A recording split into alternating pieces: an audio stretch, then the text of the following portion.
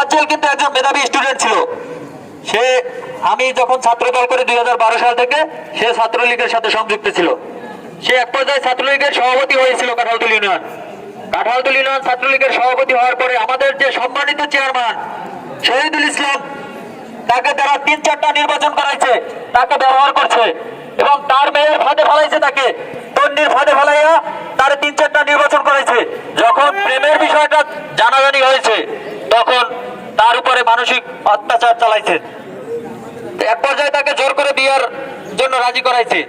এই কথা জানলে তোফাজ্জল হোসেন আইসা এর প্রতিবাদ জানায়। প্রতিবাদ জানানোর পরে এই বাজারে বৈশা কিছু নামদারি নেতা, তারা 3বার তাকে মারা হয়েছে, রক্তাক্ত হয়েছে। আমি নিজে তাকে হসপিটালে নিয়ে গেছি।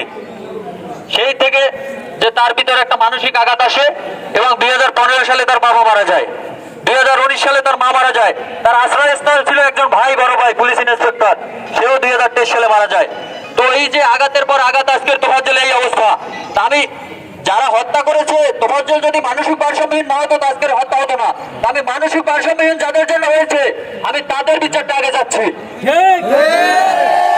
এই মানসিক ভারসাম্যহীন যারা করেছেন আমি মিডিয়ার মাধ্যমে বলতে চাই, তাদের বিচারটা আগে হোক, তাদেরকে আসামি করে এই মামলায় তাদেরকে জামিনমুক্ত করা হোক।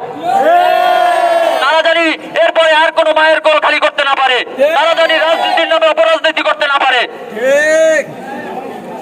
এরপরে তোফাজ্জল ঢাকা ভার্সিটি সর্বোচ্চ মেধার জায়গা, সর্বোচ্চ সম্মানের জায়গা, যেখান থেকে মানবতার শিক্ষা হয়, যেখান থেকে রাজনৈতিক শিক্ষা হয়, যেখান থেকে আদর্শের শিক্ষা হয়। সেখানে আমরা দেখতে পেলাম প্রথমে আবরার ফাহাদ, দ্বিতীয় হত্যা তোফাজ্জল। এত নৃশংস হত্যা, 3-4 ঘন্টা যাবত একটা নরপিচাসেরা তার উপরে হামলা চালাইছে, কিছু সংখ্যক নরপিচাস। কিন্তু তাদের প্রশাসন কি করছেন, প্রক্টর মহোদয় কি করছেন? আমরা এই প্রক্টরের পদত্যাগ চাই এবং বিচার চাই। বিচার অলরেডি 8 জন গ্রেপ্তার হয়েছে। আরো আপনারা জেনে খুশি হবেন, আমাদের সোনালী সন্তান বর্তমান সরকারের প্রধান ডক্টর ইউনূস, তিনি 8 জন গ্রেপ্তার করছেন, আরো গ্রেপ্তার হবে, এর বিচারও হবে।